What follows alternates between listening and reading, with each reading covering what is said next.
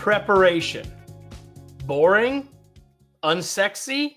Maybe, but it's hard to argue about the importance of preparation. And if we want to be winners and as leaders create winning teams, our guest today believes we must be ready to win, which starts with preparation, being ready with a clear and powerful preparation strategy. That's our conversation today, and I'm so glad you're here to join us for it.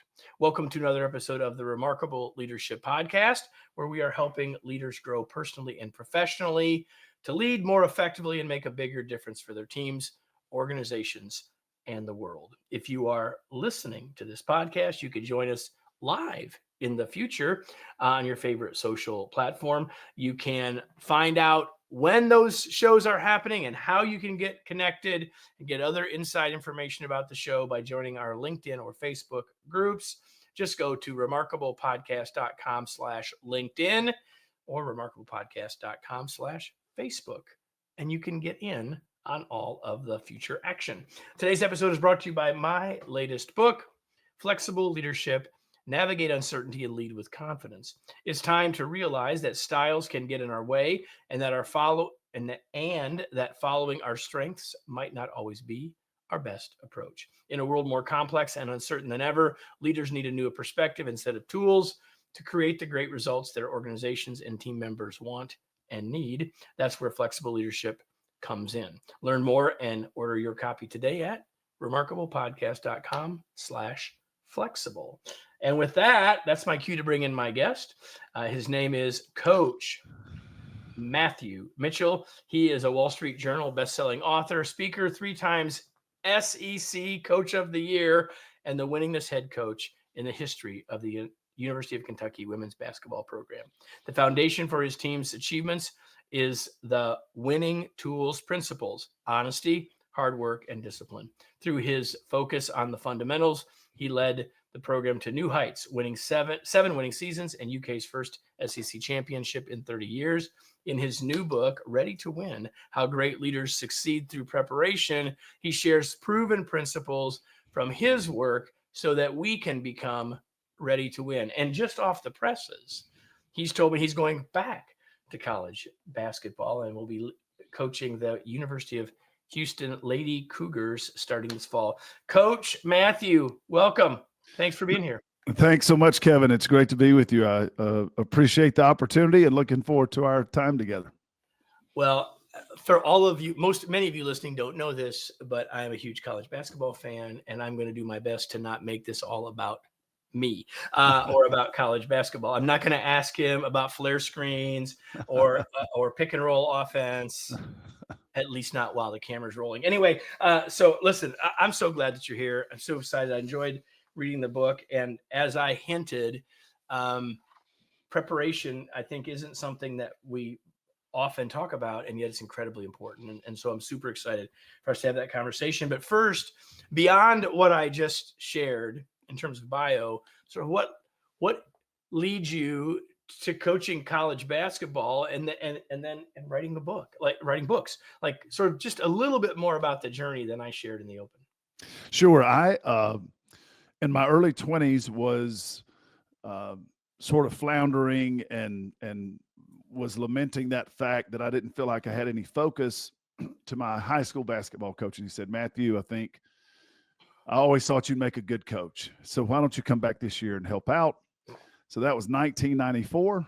And the first time I stepped on the court at a basketball practice with my mentor and coach, Coach Farrell Rigby, I said, this is it. This is where I need to be. So that led me on a journey of just trying very hard to become competent in coaching. So it's very different coaching than it is playing and competing as a player as it is as a coach. And so one of the great pieces of fortune I had and blessings I had was I worked the University of Tennessee women's basketball camp there in the mid-90s. Coach Pat Summitt, the all-time great legend, was on a streak of 3 straight national championships, and just the program was at its absolute zenith. And I was in the middle of all that, working summer camp, never had any clue that my life would change. In the summer of 1999, she hired me as her graduate assistant coach, and it changed everything for me, Kevin. So that led me to successful assistant coaching career, Florida, University of Florida for 3 years, University of Kentucky. And then I finally got an opportunity to lead my own program. And that was first at Morehead State, where I developed the winning tools that you mentioned earlier, and then went on to return to Kentucky as the head coach for 13 years. So 15 years as a Division I head coach, and stepped away in 2020 for just some time to contemplate life and see what the next leg was. And so over the last 4 years, I've built a business and a consulting firm where we help people with their leadership and their teamwork and their personal growth.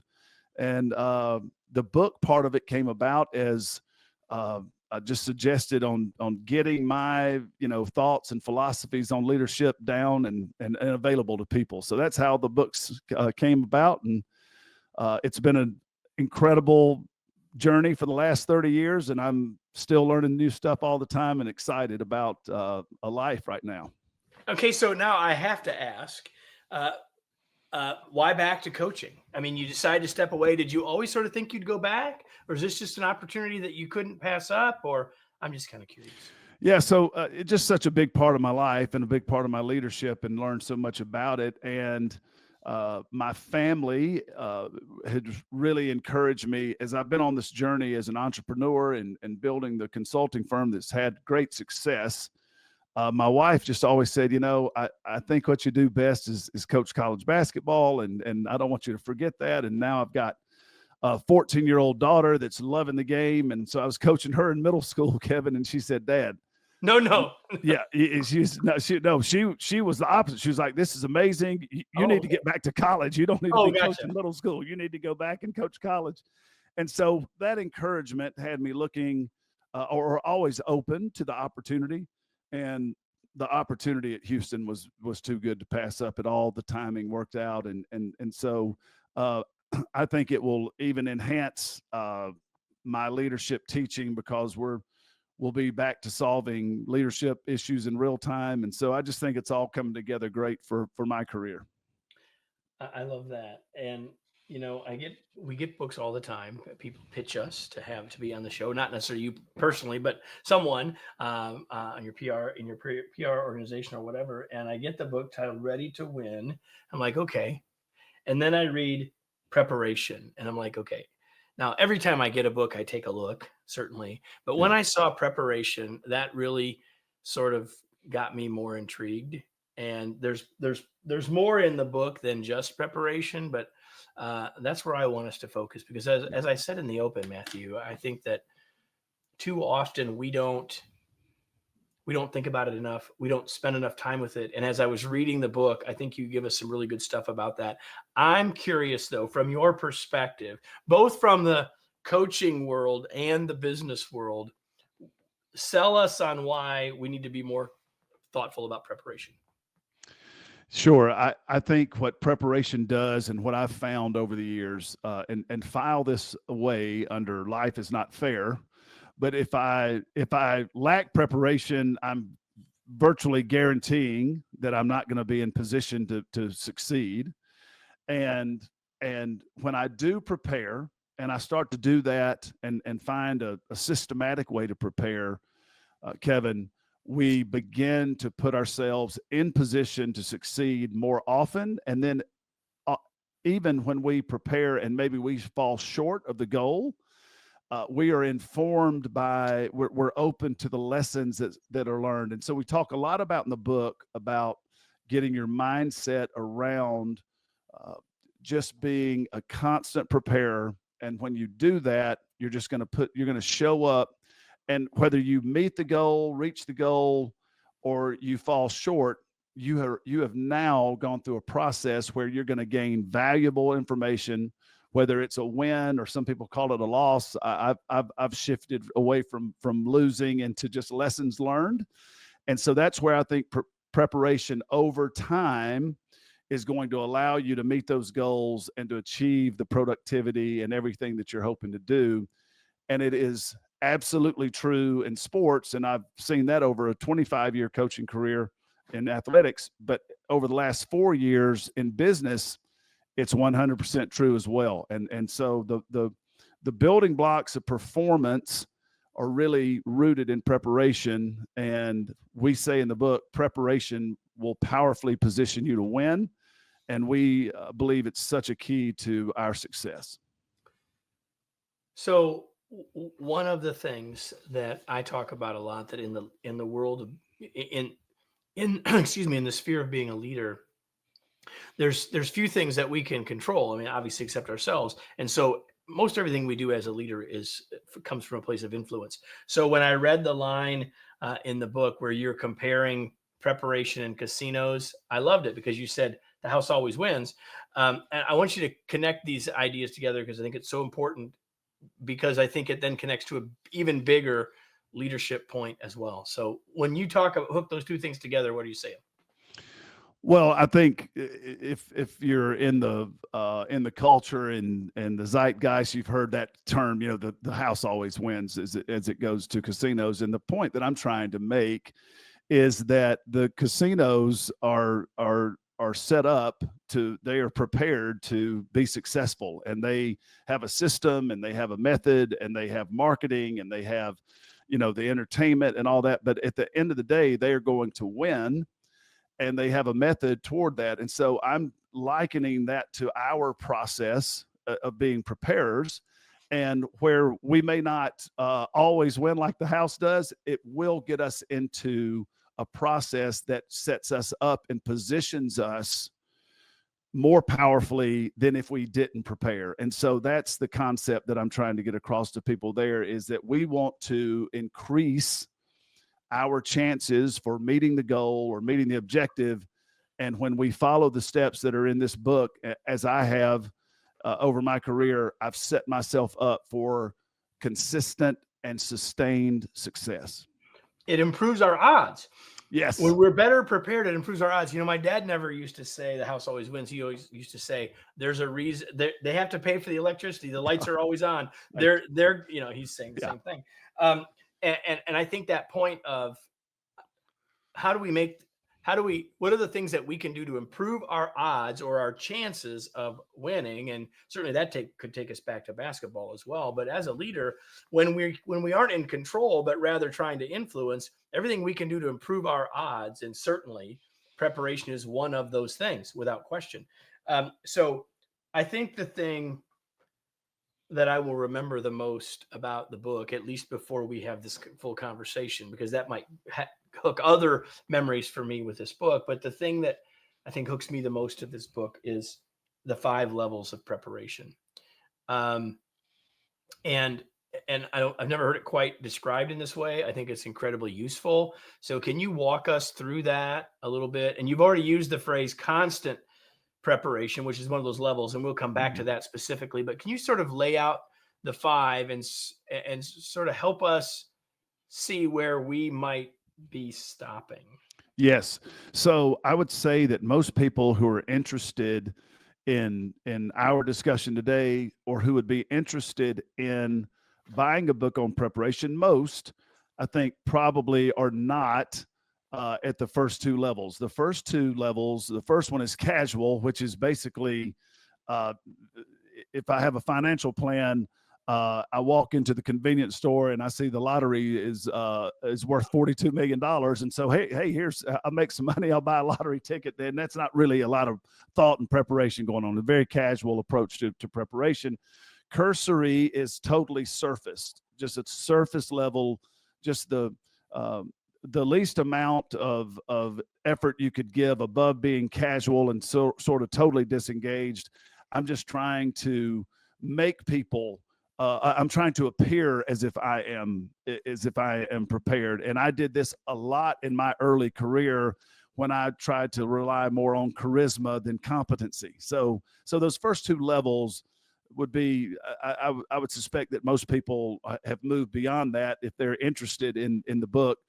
I think where a lot of us live, and where I'm trying to encourage people to rise above the level 3, that's called a compliant level of preparation. And this is a method of preparation, a level of preparation where I am really checking the box and people are telling me what I need to do. Hey, this is due on Friday.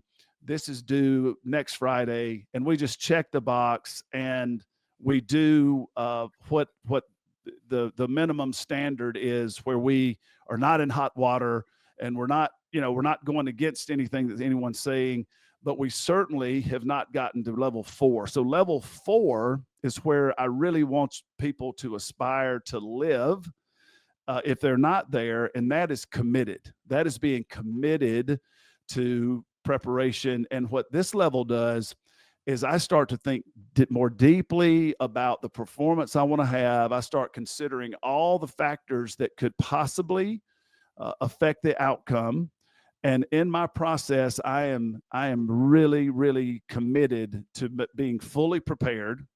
And I'm going through the process that we describe in the book. And then the 5th level is where I want us all to aspire to be. So we're trying to live, I say in the book, between level 4 and 5. And if you get to 5, you're really, really cooking with gas, at level 5. And I've encountered some of these people who have been so inspirational in life.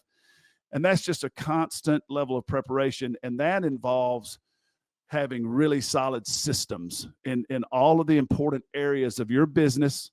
And you have thought that through, and you have gone to the level of preparation that says that you have a system really for how you're going to approach being prepared in all these important areas of performance. And so the 5 levels of preparation are just a way to have a leader think about where they're landing, and then giving them a pathway and some methods on how to improve that and get to that highest level of preparation.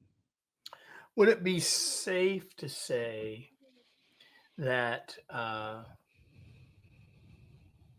the majority of organizations are at level 3? That's been my experience when I've gone into companies and we're working through whatever challenges they're facing. It is usually the leader, the CEO or the COO or whoever I'm engaged with. They are possibly at a level 4 of commitment or level 5, but the organization is not. And so that's where we try to go in and really help them teach how to do that. Listen, if I ask everybody that's watching us today or listening, Yep. if they thought it would be a good idea to be honest in business and to work hard in business and to have some discipline around your business, everybody, of high position. Yeah. I think all those things are important. What we do is we teach how to bring those alive in your business and where it connects in a more specific way. And preparation is one of the pillar points of hard work. Hard work does not mean I just go sit at my desk for 10 hours. It involves some steps where you can make that effort come alive. And preparation is really the foundation of being a really great producer and a person who gives great effort. In the book, you have a short interview, ask a couple of questions of Peyton Manning. Yeah. And for those of you that might not know, Peyton Manning was one of the best professional quarterbacks in the NFL of all time. He's having tremendous success in business beyond that, and that's interesting as well at the end. But the first thing he says when you asked him about preparation, because if you know anything about Peyton and living in Indianapolis, I know quite a bit about Peyton as an observer for a number of years. He says, I've always been a big believer in work ethic and preparation. So he's hooking those two things together, just like you just said. Here's the thing I found interesting, and let me just read it, and then you can comment. All competitors are looking for an edge, and I thought mine could come through preparation. I knew I wasn't going to be able to outrun defenders, that's for sure, or throw the ball 80 yards down the field, but preparing harder and working harder gave me confidence I could find an advantage. And I think, to me, that's really interesting, because regardless of sort of what else we see we have at our fingertips in our toolkit, you can always make the choice to prepare more effectively. Fair? Sure. Well, there's 2 things we're in charge of that I've learned as a coach. And I wish I could be in charge of the players on the team. I wish I could take over this and be in charge of this, but this is where we personally have to show up. Our attitude, I have to control my attitude, because I've told the players, I'll continue to tell them, if it were up to me, everybody'd have a great attitude, but unfortunately it doesn't happen that way. We have to own our attitude, and then we have to own our effort. And those two things, I think Peyton captured just absolutely perfectly, hit the nail on the head.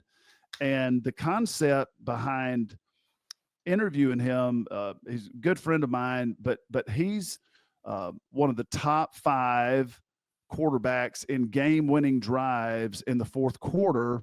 And that really speaks to his level of preparation, because when the stakes were the highest and the pressure was the toughest, he was able to make decisions that led his team to more victories than virtually anybody else in the history of the game. And so that fascinated me, and I wanted to dig into that. And I just thought he gave some great insights on preparation. And one of the highlights of the book, and one of the real joys in me writing the book, was having that conversation with Peyton. So and for those of you listening, if you're not, I hope that the occasional sporting reference is not keeping you from watching or listening if you're not a sports person. And yet, you have a unique perspective that most of us don't have, and especially if you are a sports fan, there's a couple things I want to ask that maybe will be helpful. I would guess even the casual fan would say that in team sports, we sort of have a pretty high expectation that coaches are going to prepare their teams. Mm-hmm. There's all sorts of conversation about how busy coaches are. They got all this stuff to do. But one of those things is the large amounts of preparation. What would you tell us with your coaching hat on specifically about what we need to know that you've learned from that specifically that will help the rest of us who aren't going to put a whistle around our neck and coach a team? Well, what I learned that's very that pertains so well to the business world about preparation and how athletics really can instruct us and inform us is we're competing. We in some shape or form, we're competing to produce and to perform, whether that's in sports or business. What I found was, as a leader, the more time that I would spend on preparation in specific areas of what drove winning. And so the first thing that I think businesses have to do are what's the bread and butter of the business? What has to happen for us to be successful? So for instance, in basketball, for us, one of the key indicators for us to win was the opponent turns the ball over or makes a mistake more than we do. It's called turnover margin. So our turnovers are low, their turnovers are high. And that was a very important part of our business. That didn't mean that it was part of Purdue women's basketball's business or Tennessee's part of the business. But for Kentucky, that was a bread and butter building block of what we had to do. So having identified that, now I must prepare the team in that specific area. And what are all the components that go into that? So I could give you a very long, boring story about all that. But the point is, in your business, what is absolutely necessary, because we can make a lot of things, Kevin, important. We can make a lot of things important, but what is the core and the necessary actions in your business that must happen? And you have to identify those and really dig into those details and then get a plan, and you're prepared, because that's the place where the execution must be at its absolute highest level. I love that. I really do. I love that. I want to go back to constant preparation, because you have a formula to help us get to that level 5 of constant preparation. Do you want to share a little bit about that for a second? Well, the constant preparer that I learned from was a great fortune. I met this incredible leader, Tom Nerney, who's become a great friend and mentor, and who has developed a very successful insurance business in Philadelphia, Pennsylvania. And Tom taught me how important a system system is for you to be in constant preparation. And so he was like, Matthew, what are the areas for you to be a great recruiter? Identify those and then start to build a system that's going to ensure that you're ready to complete those tasks with excellence. And that was the big key with Tom was we are going to strive for excellence in these areas. And the more we're prepared, the better, the tighter we get our system, the more dialed in your system is, then that frees you up to be more creative, to be more thoughtful, to discover more, because you're not constantly fooling around with just what is the process. And so systemization is so important for us if we really want to achieve that constant level of preparation. So Tom has a system for how his week's going to unfold, and what percentage is going to be business, and what percentage is going to be spent on him thinking, and what percentage is going to be devoted to his physical health. And so all those things. So that was the big lesson, and the story that I share in the book that I think is interesting about that part of the journey for me. And I'd invite people to really dig into that, because I think it's some very useful information. I want to ask you one more question that starts with sports but doesn't need to end there, right? So you talk in the book, there's a chapter about strategy, and you talk a little bit about this, and there's a story earlier, and I won't bother people with that story, but there's sort of from a coaching perspective, there's kind of two ways to prepare. Am I preparing based on what I know about my opponent? Mm-hmm. Or am I preparing based on our process, mastering what we do, right? And so before you answer, I want to share the story that I heard multiple times. And I believe it was told originally by Bill Walton. He said, the only time I remember Coach Wooden really having us focus on the opponent, and I think it might have been Notre Dame, was the game we lost. Coach Wooden's approach was very much about, we're going to focus on us. And I'm curious, because I think from a strategic perspective outside of basketball, this is a critical question for us to consider. How do you, what's your take about balancing those two? Because you're not ignoring the opponent. Right. Yep. Where are you, where do you, when you're at your best as a coach, where do you find that balance, and what's your advice for us around that? So this is a great way to explain it is through sports, but it totally relates to business and to your performance, and no matter what type of industry you're in. But so for the overwhelming majority of our time, we are focused on our process and what we are doing.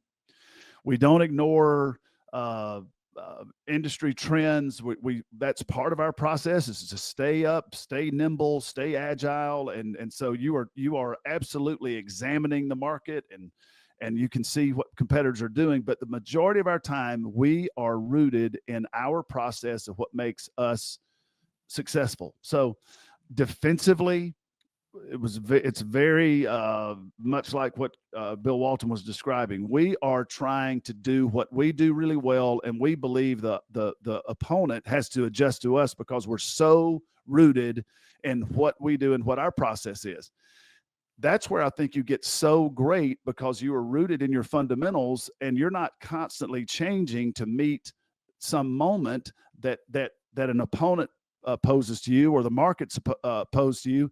You have done this over and over and over. Your fundamentals are solid. Your process is solid. So that's the majority of the time. Now, in basketball, where we really start to dig into the opponent, is what we call special situations, where whether it be the end of the game, the end of the clock, a time where there's a pause and they're taking the ball out of bounds, that's not in the regular flow of your rhythm, we dig very much into the details there, and we prepare very hard, because at the end of the game, people start to get into some high pressure situations, and if you're not prepared, it's not exactly like the normal flow of the game. So you must be able to identify what is the special situation.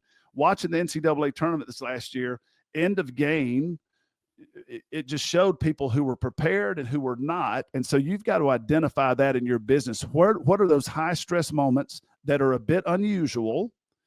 And then you must dig into the details and get your team prepared. And that's how I would describe how we approach that balance of how much time we spend on us and how much time we were responding to the market or to the competition. I love that. Thank you for diving into that for us. I think it's really, really great advice. Is there anything that you thought I would ask or hoped I would ask that I didn't?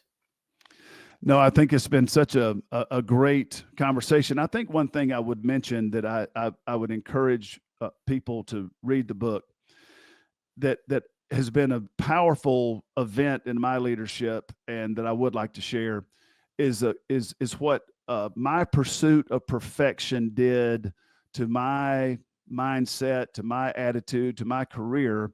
I was on a pursuit to be perfect. I was on a pursuit to be the best coach in the world.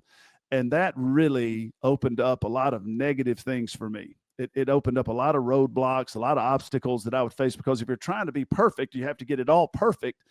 All these things come into play. And so I, a few years back, made a shift from perfection, which in many ways would paralyze my leadership, I shifted to excellence, to pursuing excellence each and every day. And so in excellence, I'm exhilarated. I see all the opportunities. I'm not thinking about all the pitfalls that perfection brings to me. And so excellence is its own reward, is a mindset that I challenge the reader to adopt so they can really open up the power of preparation. I love that. And I'm really glad that we had the chance to talk about that. A couple of things before we go. What do you do, Matthew? Coach Matthew, what do you do for fun? Oh gosh, I have a lot of fun. I love music, and so I sing. I have the Coach Mitchell Band, and we play about 10, 12 times a year. And it's as much fun as I could ever think about having. And it's like I tell people, they're like, "Aren't you nervous to get up there?" And I said, "Listen, I have more fun than any show that I play. I have more fun than anybody else. So I literally do it for fun, and so that's a lot of fun. And then I love to my wife and I and kids. We love to travel and see new places and experience new things. I was a history teacher when I was a high school teacher and coach, and so I love history and enjoy that. So it is. Those are some of the things that I do for fun. I love that. The only thing you knew for sure I would ask you is this. What are you reading these days? I'm reading a couple of things right now. And so I'm always trying to read something that I can learn from. And then every now and then I try to give myself a chance to read something that's entertaining. So The Last King of America by Andrew Roberts is about King George III, that was that had a fascinating reign as the King of England. And that's the history teacher in you coming out right there. Yeah. And so that's it's a huge book. It's taken some time to get through, but it's very, very interesting, and it's makes me think. So that one is happening.